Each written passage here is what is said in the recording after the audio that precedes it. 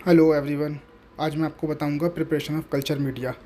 क्योंकि हमारे पास में ऑलरेडी प्रिपेयर्ड कल्चर मीडिया है, तो इसीलिए मैं आपको जो ऑलरेडी बना हुआ कल्चर मीडिया है फ्रॉम द कंपनी से उसके करके दिखाऊंगा। हमारे पास में है अभी मैकॉन्ग की आकार, और हम बनाने जा रहे हैं 200 ml मैकॉन्ग की आकार।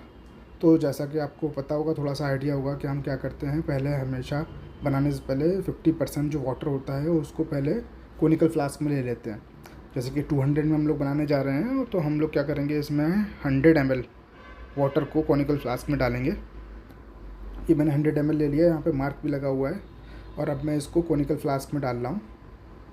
एटलीस्ट 50% वाटर पहले से कोनिकल फ्लास्क में डाल देते हैं। इससे क्या होता है ना, मीडिया नीचे की तरफ बिल्कुल फ्लास्क की लेयर पर चिपकता नहीं है। अब हम वे करेंगे कल्चर मीडिया। हमारे पास मैकॉन्ग की आकार है जो कि ऑलरेडी मार्केट से प्रिपेयर्ड है। मैकॉन्ग की आकार, इसको हम वे करेंगे। जैसा कि आप लोग बॉक्स पे देखेंगे तो इसमें लिखा हुआ है कि 50 ग्राम इन 1000 ml, यानी कि 1 लीटर में 50 ग्राम हमें डालना है। क्योंकि हम लोग 200 ml में बना रहे हैं, तो हम इसमें से आपका 10 ग्राम इन 200 ml डालेंगे। तो हम 10 ग्राम वे कर लेते हैं। न्यू बॉक्स है, मैं इसको ओपन कर लेता हूँ।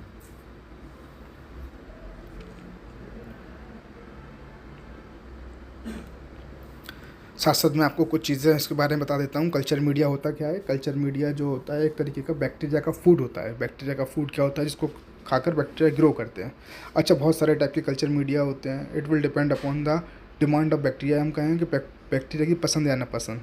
जैसे कि आप लोग होते हैं, किसी को छोले चावल पसंद है, किसी को कढ़ी चावल पसंद है, किसी को नॉन वेज पसंद है, वैसे ही बैक्टीरिया को भी अलग अलग खाना पसंद होता है। तो उनकी जो डिमांड है या उनका जो पसंद और नापसंद है, उसके बेसिस पे हम उनका फूड डिसाइड करते हैं। क्योंकि बैक्टीरिया में ये पसंद और नापसंद जो होती है वो उनके अंदर अवेलेबल एंजाइम के अकॉर्डिंग होती है कि वो कौन से कार्बन सोर्स को ईजिली डाइजेस्ट कर सकते हैं। तो इसी के अकॉर्डिंग उनका कार्बन सोर्स डिसाइड किया जाता है। और उसमें कुछ हम लोग कलर कंपोनेंट्स भी डालते हैं ताकि हम बैक्टीरिया को आइडेंटिफाई भी कर सकें। जैसे कि मैं मैकॉन्ग की अगार के बारे में आपको बता दूँ। ये जो मैकॉन्ग की अगार है, अगार अगार का मतलब होता है सॉलिड कल्चर मीडिया। अगार सॉलिडिफाइडिंग एजेंट होता है। अगर हम किसी भी ब्रॉथ में, दो टाइप का कल्चर मीडिया होता है, एक होता है अगार और एक होता है ब्रॉथ। ब्रॉथ का मतलब है लिक्विड कल्चर मीडिया, ठीक है ना। और अगार का मतलब होता है सॉलिड कल्चर मीडिया। तो हम किसी भी लिक्विड कल्चर मीडिया में 1.5%, याद रखिएगा ये वाला, आप 1.5% अगार ऐड कर देते हैं तो वो सॉलिड कल्चर मीडिया हो जाता है। जैसे कि ल्यूरिया ब्रॉथ हमारे पास में है। अगर हम ल्यूरिया ब्रॉथ में 1.5% जो है अगार पाउडर ऐड करते हैं तो वो ल्यूरिया अगार बन जाएगा। अच्छा, ये मार्केट से प्रिपेयर्ड है, इसमें ऑलरेडी अगार पाउडर पड़ा हुआ है, तो हम इसको वे करेंगे। ये जो मैकॉन्ग की अगार है ये दो टाइप से काम करता है। ये एक स्पेशल कल्चर मीडिया है। इसमें आपका सिलेक्टिव कल्चर मीडिया भी है और डिफरेंशियल कल्चर मीडिया भी है। अच्छा, सिलेक्टिव कल्चर मीडिया और डिफरेंशियल कल्चर मीडिया क्या होता है, मैं इसके बारे में आपको थोड़ा सा और बता दूं। सिलेक्टिव कल्चर मीडिया उस कल्चर मीडिया को बोलते हैं जो कि सिलेक्टिव माइक्रो ऑर्गेनिज्म की ग्रोथ के लिए रिस्पॉन्सिबल होता है। जैसे कि मैकॉन्ग की अगार है, इसमें सिर्फ और सिर्फ gram negative micro organism grow कर सकते हैं। मैकॉन्ग की आकार inhibit the growth of gram positive micro organism. अच्छा, इसके साथ साथ ये जो है आपका डिफरेंशियल कल्चर मीडिया भी है। डिफरेंशियल कल्चर मीडिया कैसे, ये डिफरेंशियल कल्चर मीडिया है क्योंकि ये डिफरेंट क्रिएट करता है लैक्टोज फर्मेंटिंग और lactose non fermenting micro organism में। वो माइक्रो ऑर्गेनिज्म जो कि लैक्टोज का फर्मेंटेशन करते हैं, है ना, तो वो पिंक कलर की कॉलोनी देते हैं। और जो लैक्टो का फर्मेंटेशन नहीं करते वो आपको वाइट कलर की या फिर येलोइश कलर की कॉलोनीज देते हैं। अब ऐसा होता क्यों है, हम इसमें कार्बन सोर्स डालते हैं लैक्टोज, जो कि बहुत ज़्यादा अमाउंट में होता है। कार्बन सोर्स भी होता है लैक्टोज, साथ साथ आपका पेप्टोन भी होता है ना। तो और दूसरे भी कार्बन सोर्स होते हैं, लेकिन लैक्टोज होता है क्योंकि जो बैक्टीरिया लैक्टेज एंजाइम प्रोड्यूस करते हैं वो लैक्टोज का फर्मेंटेशन करेंगे। और जो लैक्टोज फर्मेंटेशन होगा तो वहाँ पर लैक्टिक एसिड बनेगा। लैक्टिक एसिड बनेगा तो पीएच चेंज होगा और न्यूट्रल डाई इसमें पड़ी होती है, वो उसको पिंक कलर शो करेगी, ठीक है ना। अच्छा, देखिए आप लोग, जैसे कि मैंने बताया आपको 10 ग्राम मैंने वे कर लिया था और उसको वापस से कोनिकल फ्लास्क में डाल दिया है। अब जो बचा हुआ वाटर है नियर अबाउट 100 ml, जो 100 ml वाटर है उसको मैं वापस से फ्लास्क में डालूँगा। इसको फ्लास्क में डालते हुए याद रखना है आपको, फ्लास्क को एंटी क्लॉकवाइज रोटेट करते रहना है। इससे क्या होता है कि फ्लास्क की नेक पे जो भी कल्चर मीडिया लग गया है, जो भी पाउडर आपका चिपक गया है, वो वाटर से नीचे की तरफ चला जाएगा, यानी कि फ्लास्क पे कुछ भी चिपका हुआ नहीं रहेगा। इसके बाद में हम जो है अपना मेजरिंग सिलेंडर को वापस से अच्छे से कैप करके रखेंगे, क्योंकि उसमें गंदगी ना चली जाए, धूल मिट्टी हर जगह उड़ती है, उसको बचाने के लिए हमने इसको कवर कर दिया। अब मैं इसके ऊपर जो है एक कॉटन प्लग लगाऊंगा। कॉटन प्लग लगाने के बाद मैं इसके ऊपर एलुमिनियम पेपर लगा दूंगा, जिससे कि ऑटोक्लेव में वाटर वेपर्स इसके अंदर ना जाएं, ठीक है ना, वाटर वेपर्स ना जाएं, हीट जाए, प्रेशर जाए, जिससे कि माइक्रो ऑर्गेनिज्म किल हो जाए। हम लोग मूव करते हैं ऑटोक्लेव की तरफ। ये हमारा ऑटोक्लेव है, आप देखिएगा ऑटोक्लेव ऑटोमेटेड ऑटोक्लेव है। हमें क्या करना है, इसके अंदर खुलना है। अच्छा, ऑटोक्लेव क्या होता है? Autoclave work on the principle of moist heat. इसके अंदर प्रेशर रहता है 15 LB पर इंच स्क्वायर का, और टेम्परेचर रहता है 121 डिग्री सेंटीग्रेड। ये ऐसा प्रेशर और टेम्परेचर है जिसमें कि माइक्रो ऑर्गेनिज्म के साथ साथ उनके स्पोर्स भी किल हो जाते हैं। ऑटोक्लेव करना क्यों ज़रूरी है? जैसे कि हमें पता है एनवायरनमेंट में हर जगह पर माइक्रो ऑर्गेनिज्म अवेलेबल हैं, ठीक है ना। तो ये माइक्रो ऑर्गेनिज्म हमारे कल्चर मीडिया में भी होंगे, क्योंकि पाउडर फॉर्म में है, बट अभी ग्रो नहीं हो रहा है क्योंकि उसमें वाटर नहीं था। सबको वाटर चाहिए, सारे लिविंग ऑर्गेनिज्म को सर्वाइव करने के लिए वाटर चाहिए। जैसे हमने इसमें वाटर डाला, अब इसमें माइक्रो ऑर्गेनिज्म ग्रो हो सकते हैं जो ऑलरेडी प्रेजेंट होंगे, चाहे वो उनके स्पोर्स होंगे, जब उन्हें उनकी फेवरेबल कंडीशन मिल जाएगी। तो इसीलिए हम ऑटोक्लेव करते हैं, ताकि वो जो ऑलरेडी प्रेजेंट माइक्रो ऑर्गेनिज्म है वो पहले से मर जाएंगे, ठीक है। इसके बाद में हम लोग मूव करते हैं कि इसको बंद कर देते हैं। बंद करने के लिए आप लोग देखिएगा, इसको हम लोग टाइट करेंगे पूरी तरीके से।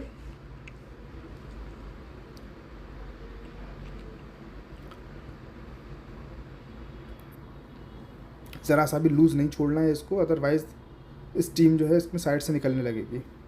हमें वाटर लेवल चेक करना है। इसका वाटर लेवल देखिए आप लोग, वाटर लेवल यहाँ पर वाटर दिखाई देना चाहिए आपको। हाँ, ये वाटर थोड़ा सा दिख रहा है यहाँ पर। अगर ये वाटर लेवल इससे नीचे जाएगा, यहाँ से नहीं दिखना बंद हो जाएगा, तो फिर हमें इसमें वाटर ऐड करना पड़ेगा, ठीक है ना। अभी इसमें वाटर है, तो हम लोग इसको एक बार और चला सकते हैं। इसको ऑन कर देते हैं। ऑन करने के बाद में मैं यहाँ से इसको स्टार्ट करूँगा। स्टार्ट बटन से ग्रीन लाइट जलेगी। अब ये स्टार्ट हो चुका है। तो हम क्या करते हैं, बंद करने के बाद में इसकी जो नॉब होती है जहाँ से प्रेशर रिलीज़ होता है, इसको पहले बंद नहीं करते हैं। इसको ओपन रखना है अनटिल जब तक कि आपको प्रेशर सुनाई ना दे जाए, है ना। जब प्रेशर सुनाई दे जाएगा उसके बाद में इसको बंद करेंगे, ठीक है ना।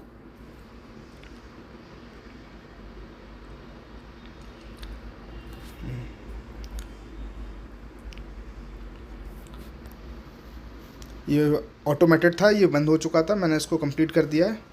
ये बंद है और ये ठंडा भी हो गया है। यहाँ पर मैं इसको ओपन कर रहा हूँ। हल्के फुल्का इसमें स्टीम रह गई होगी, जो कि अभी रिलीज़ होगी यहाँ से।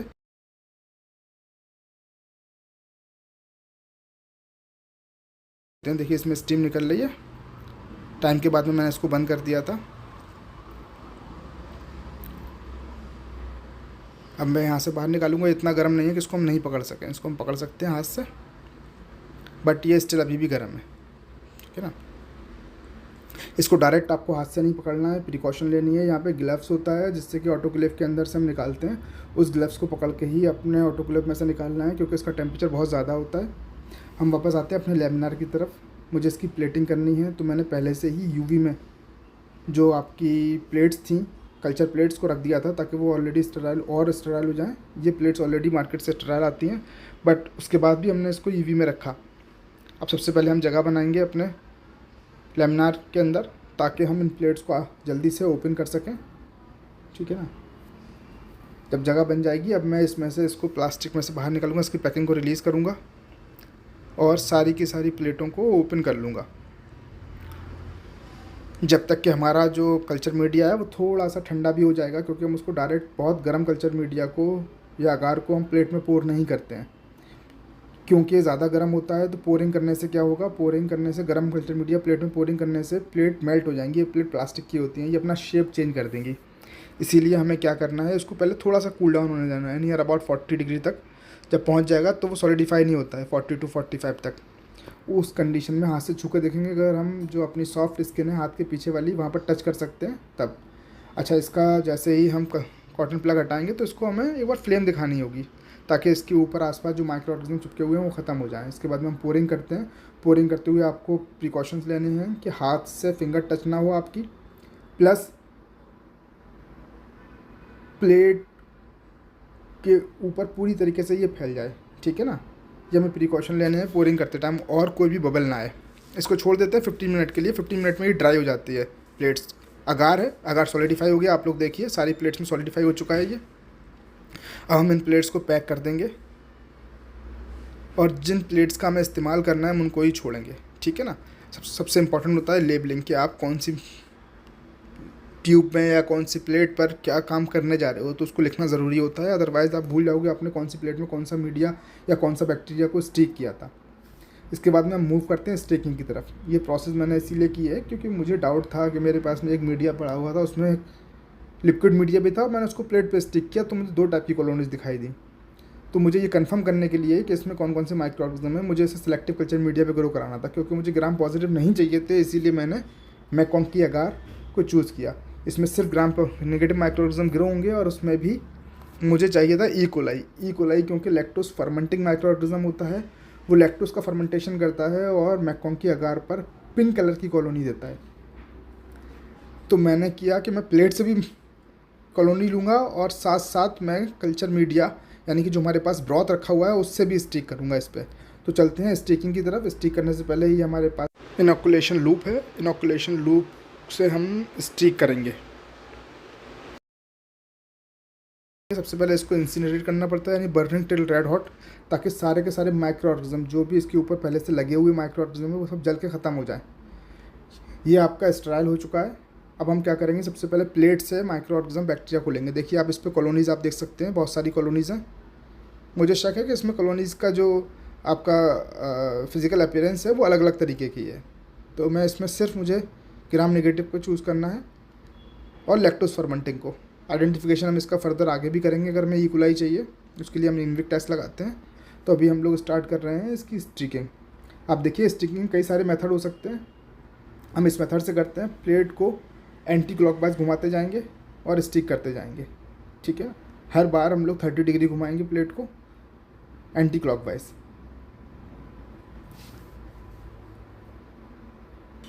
इनोकुलेशन लूप को मैंने स्ट्राइल कर लिया है दोबारा से, ताकि जो ऑलरेडी इसमें बहुत सारे माइक्रोऑर्गेनिज्म लगे थे वो कम हो जाएं। ऐसा हम इसीलिए कर रहे हैं ताकि बैक्टीरिया अच्छे से स्प्रेड हो जाएं आपकी प्लेट के ऊपर, ठीक है ना। हमें प्योर कॉलोनी चाहिए, ताकि सारे अगर सिंगल माइक्रोऑर्गेनिज्म जितने भी अलग अलग जगह पे फैलेंगे तो वो अच्छे से कॉलोनीज़ को हमें देंगे। इसीलिए हम इसको स्ट्राइल करते हैं और स्टिक करते हैं। अब क्या होगा, माइक्रो ऑर्गेनिज्म हो जाएंगे, बिल्कुल स्प्रेड हो जाएंगे। अगर माइक्रो ऑर्गेनिज्म एक ही जगह पे चिपके रहेंगे तो वो हमें प्योर कॉलोनीज़ नहीं दे पाएंगे, हम नहीं पहचान पाएंगे माइक्रो ऑर्गेनिज्म कौन से हैं। जब हम फाइनल रिजल्ट देखते हैं तो हमें प्योर कॉलोनी चाहिए होती है, वो कॉलोनी जो सबसे ज़्यादा अलग है, उसके आसपास कोई भी कॉलोनी नहीं है, वो प्योर कल्चर होता है। तो इसीलिए हम लोग क्या करते हैं, स्प्रेडिंग करते हैं, स्टिकिंग या स्प्रेडिंग कुछ भी करते हैं। तो हम यहाँ पर स्टिकिंग कर रहे हैं। अब हम क्या करेंगे, फिर से इसको स्टाइल करके रखेंगे, और मेरे पास जो लिक्विड कल्चर मीडिया यानी कि जो ब्रॉथ है जिसमें कि ऑलरेडी ग्रोथ आई हुई है, मैं उस ग्रोथ में से माइक्रो ऑर्गेनिज्म को लूँगा और दूसरी मैकॉन्की अगार की प्लेट पर उसको स्टिक करूँगा। आपको ध्यान रखना है, कॉटन प्लग को नीचे नहीं रखना है, उसको हाथ में इस तरीके से पकड़ना है, और उसकी नेक को फिर से फ्लेम दिखानी है, ताकि जो माइक्रो ऑर्गेनिज्म उसके बाहर या अंदर या साइड में चिपके हुए हैं वो जल के ख़त्म हो जाएं, मर जाएं। अब जो हमने इनोकुलेशन लूप स्टेराइल किया था उसको हम इसमें अंदर से टच कराएंगे मीडिया के अंदर, ताकि माइक्रो ऑर्गेनिज्म हमें कुछ अमाउंट में चाहिए, 1 2 3 4 जो भी मिनिमम माइक्रो ऑर्गेनिज्म आ सकते हैं, उसको पहले कल्चर प्लेट की एक कॉर्नर पे इसको रखते हैं ताकि सारा का सारा मीडिया वहाँ पर फैल जाए। अब हम इसको स्टिक करना स्टार्ट करेंगे, आप देखिए, और मैं इसको 30 डिग्री पे घुमाता जाऊँगा और दोबारा से स्टिक करता रहूँगा।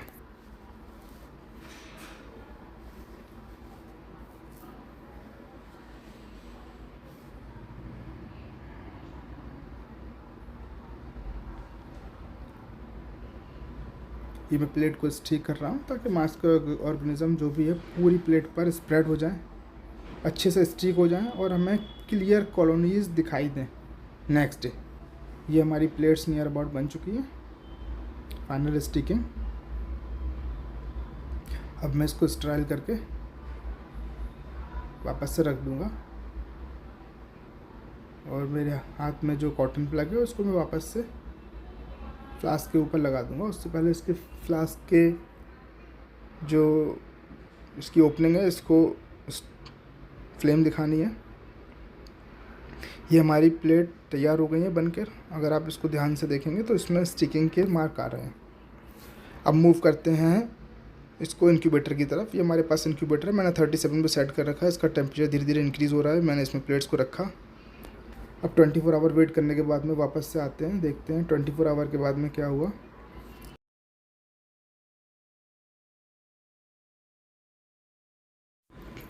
आप देख सकते हैं ये दोनों प्लेटें जो हम लोगों ने कल स्टिक की थी, उन पर कॉलोनीज़ को, माइक्रो ऑर्गेनिज्म को, बैक्टीरिया में 2 टाइप की कॉलोनीज़ आपको दिखाई दे रही हैं। एक कॉलोनीज़ है पिंक कलर की, जबकि दूसरे टाइप की कॉलोनीज़ है वाइट कलर की।